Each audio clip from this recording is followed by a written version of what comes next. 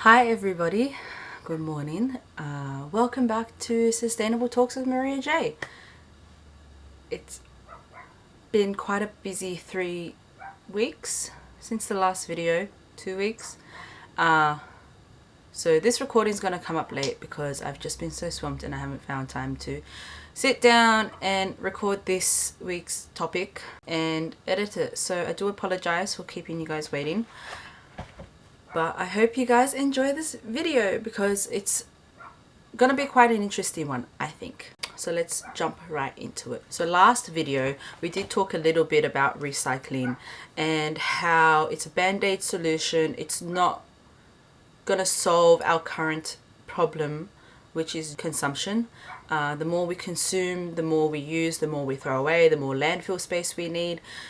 So it's quite an issue because, you know, our consumption is fueling production, it's fueling unsustainable manufacturing, unsustainable production, it's fueling fossil fuels, it's basically driving everything. Recycling isn't the final solution to our consumption problem right now. It's just a band-aid solution that makes us feel good, makes us feel like we're doing the right thing. And to be honest, I'm not saying that we shouldn't be recycling because it is part of the solution, but it's not the entire solution. So keep up your recycling, and I hope you guys learned quite a bit more about how to recycle things properly, because I recently read an article where if people were shown what their recycling was turned into in a new life, they generally tend to recycle more. So when you guys are recycling, it doesn't just go away. Like, you are using it the next time you purchase a product, whether it's like a new bottle of shampoo, whether it's car parts, whether it's water bottles, park benches, whatever. All your recycling is being remade into new products to give it a new life. By recycling, you guys are playing a part of the solution, so it's a really, really good thing. Because of all this mass consumption that's been happening recently, over the years we've seen price drops in a lot of products. You can Best and Less sells clothes for like less than $5. It's like, it makes you wonder, like, okay, if you're selling this clothes to me for $5, like, where in that $5 are you paying your employees? Are you paying your rent for your shop space? Are you paying for the transportation of the products? Paying for the manual labor of employees in other countries who are manufacturing these products? Where are you paying for the resources for this product? So how are you paying for the farmers who are producing the cotton, or the factories who are producing your polyester? Like, where in that $5 are all these costs? It makes you really wonder, like, where's my money going when I'm buying shit that's so cheap? And of course, when you're buying shit that's so cheap, there's obviously minimal quality in that stuff. So you're buying something for $5, it might last you half a year to a year, and then next year you're gonna have to buy another one and another one and another one, year on year on year on. So I find that it's a lot better to, pay that extra $50 or whatever to buy a good quality t-shirt that will last 5-10 years, rather than spending $5 every year over 10 years. And like, it makes me mad. It fucking makes me mad. Sorry for the curse language, but it makes me so mad. So over the years, because we've seen so much consumption and all that crap, there's, I believe, quite a bit of a growing recognition, a growing understanding of mental health issues, because we're so caught up in this capitalist system, are having a lot of mental issues, and it's become quite a serious issue. People are feeling isolated as we get more connected through technology. You see people just constantly unhappy because of all the materialistic shit that they have, rather than, how do you say it, what's the opposite for materialistic shit? Having the social environment and the social side of things to make you happy, rather than the things to make you happy. You might have noticed that there's been quite a lot of TV shows and books that have come out about, how all these excessive things are affecting our lives, our mental health, our physical health, and it's literally weighing us all down. So like TV shows and books like Marie Kondo, Hoarders. There's like a really crappy version of Marie Kondo that's in America. So there's a lot of TV shows and books about that, like about self-help, how to reduce your materialistic shit and just have the things in your life that make you happy and spark joy. And you know, having a decluttered house or room kind of frees up the space in your mind. Because to be honest, I get that, like when I have a really busy week, I don't tend to put things away straight away. So this weekend, like, there was a massive pile of clothes in one of my corners of the room, and every time I walked in I was just like, oh, I don't want to deal with that. I don't want to. But like having less stuff and being organized removes that mentality. It means you don't have to deal with that kind of crap, you know. Like when you have already so many other issues, like the last thing you want to do is come home and like see a really messy house or room and be like, oh crap, like I gotta spend like an hour and a half doing this, rather than, you know, spending quality time with family, friends or whoever, whatnot, or having you time. So what's the solution to all this crap? I believe it is consuming less. I think consuming less is like the answer to everything. Or even like, you know, thinking about how you consume, like changing the way you consume things can really make a difference in your life, and not only make you happier, I believe, but also make your lifestyle a little bit more sustainable, have a lesser footprint on the environment. There's this term that you may have heard of, and it's called a circular economy.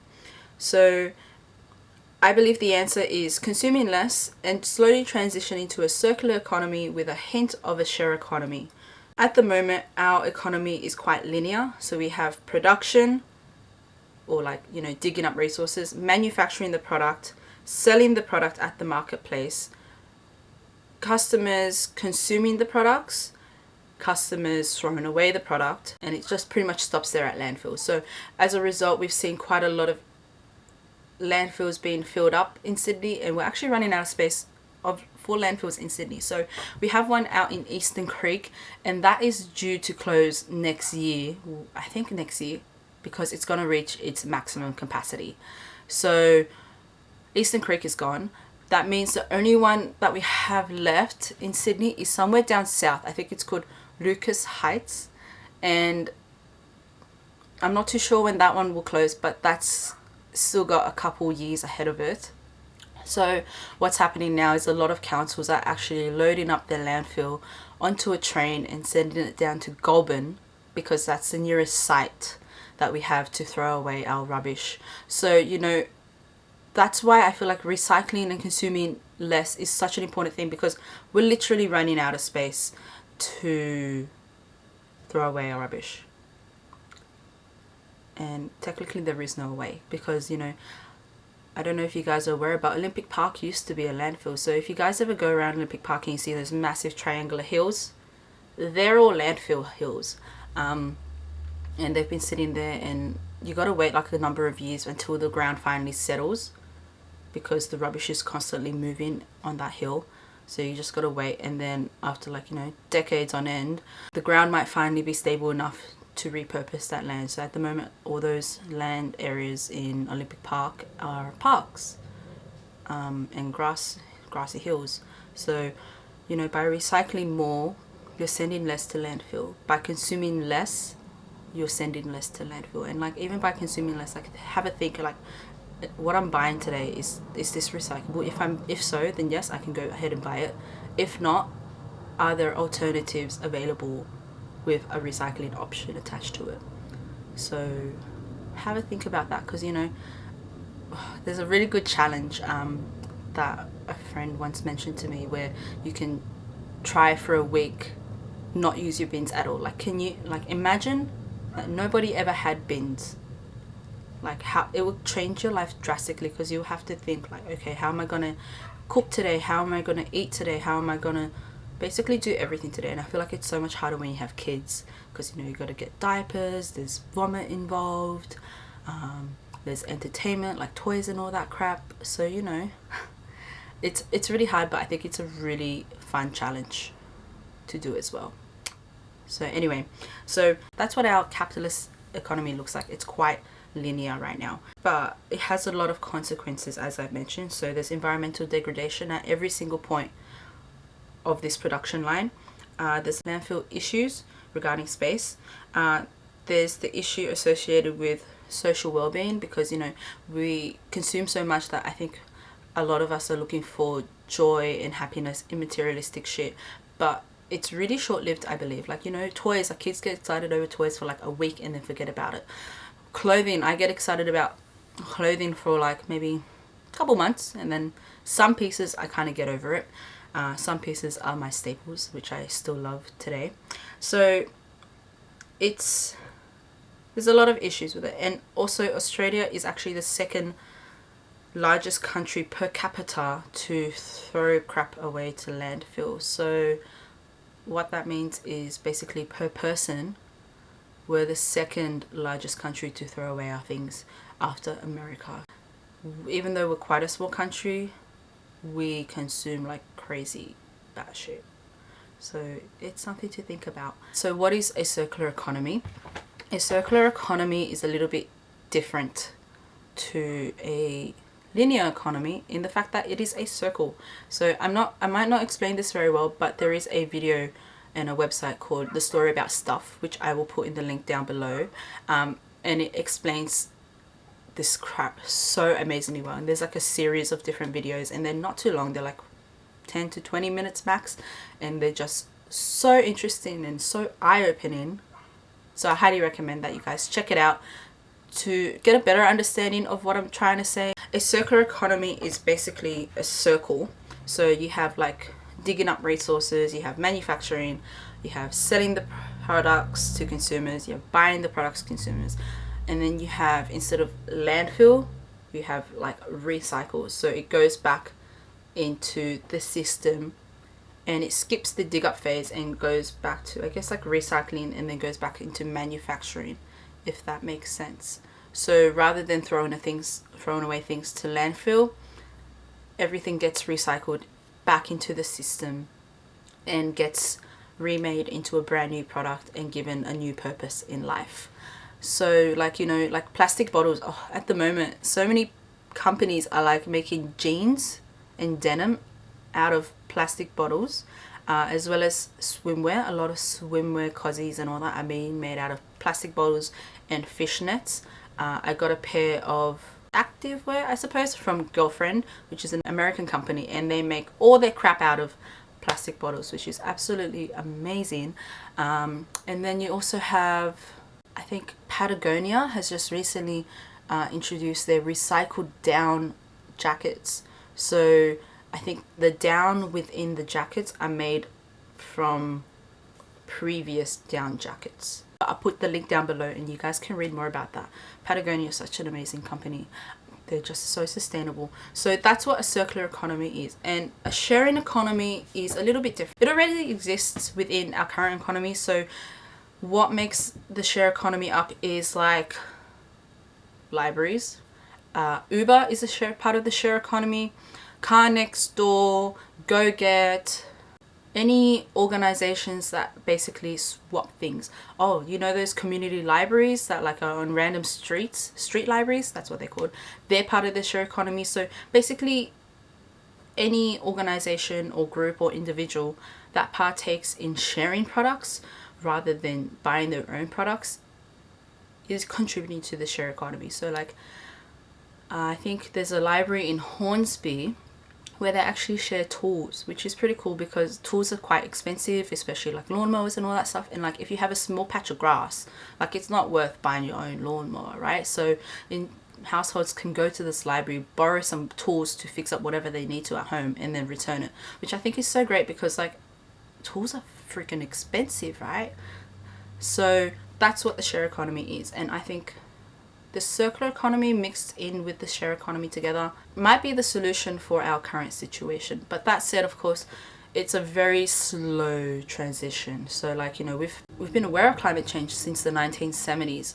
So it's been about almost 50 years, and now we're just slowly, it's been a very slow progress to get anything happening, and to take action upon climate change and all this stuff.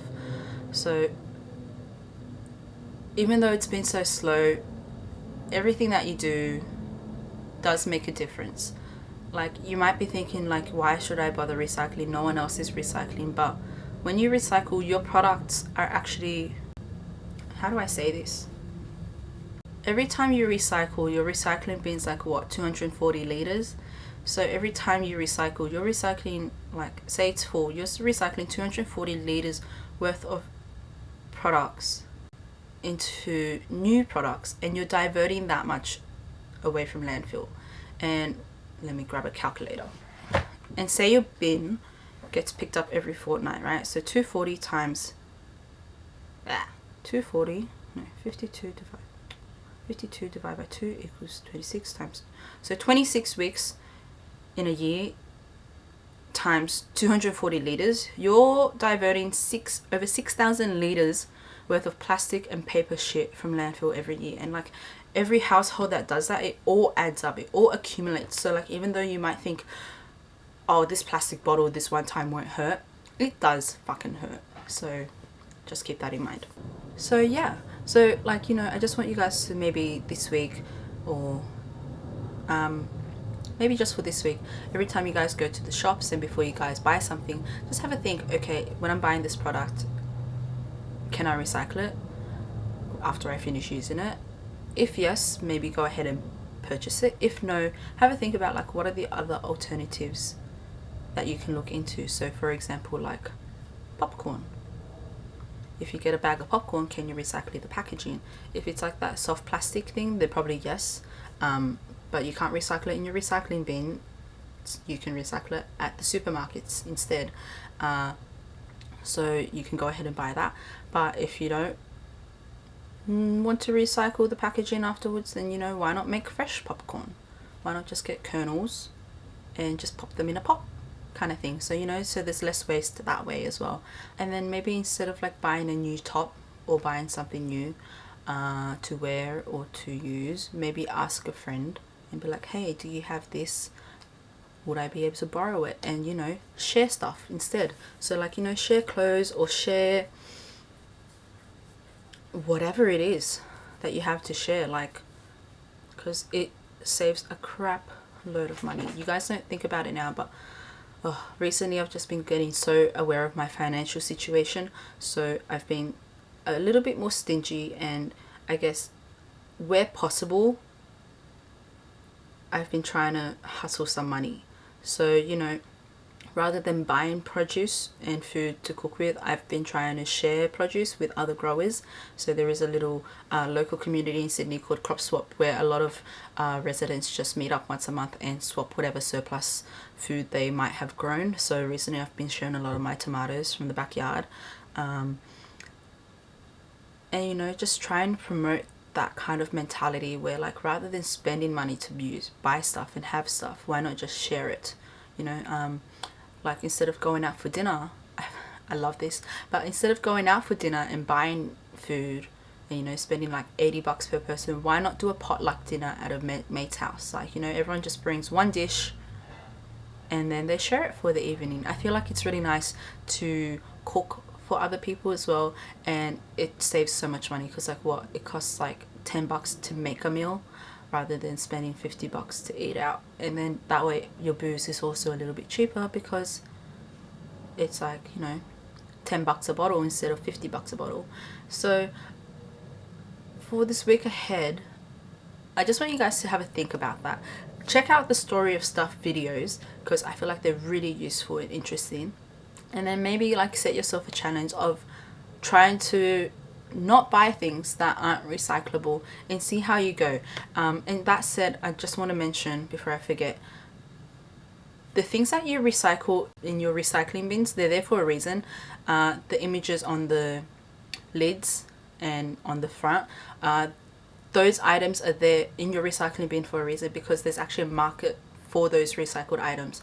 So recently I've just been doing some bin auditing, and I found out like people are throwing out the most randomest crap in the recycling bins. So in your recycling bins, you can generally throw away plastic bottles, glass bottles, and plastic containers kind of things. No plastic bags. You can throw out paper, newspapers, and all that stuff, because there is a market for that, because people and businesses and manufacturers are reusing that sort of plastic to make new products. But items like plastic toys or, you know, plastic furniture, they're not too sure what those plastic materials are made of, like which type of plastic. So because of that, they can't necessarily recycle it and make it into new products. So a lot of the times those products just go out to landfill because there is no market for those items. So rather than throwing things like toys, furniture away, think about donating them instead. Recently, one of the bins I recently checked was like literally half full of cooking books, like brand new cooking books that would have been like $30 at Dimmicks. So rather than throwing away the books, yes, they can be recycled. Why not just donate them and give them to someone else who might like them? Or like, you know, gift them as gifts. If you don't want them anymore, gift them. Gift them as gifts. It's a really cheap way to give birthday presents and whatnot. And I think it's better than throwing things away to landfill where it's just gonna rot, make methane gas, and just smell so bad. And also, you know, a lot of bin chickens are there, a lot of birds are attracted to landfill because they think there's food there, but to be honest, I think they're just ingesting plastic, which is then also harming our environment and all that crap. So yeah, I'm sorry for a bit of the ramble. It's been a while since, every time I don't shoot or record, I forget how to talk on camera. So I'm really sorry about that. But I hope you guys enjoyed this video. I hope that it helps develop your understanding of recycling, even though it was quite brief. And if you guys have any questions or comments, please leave them down below, and I would love to answer your questions or help you understand recycling a bit more. And I'll see you guys next time. Bye.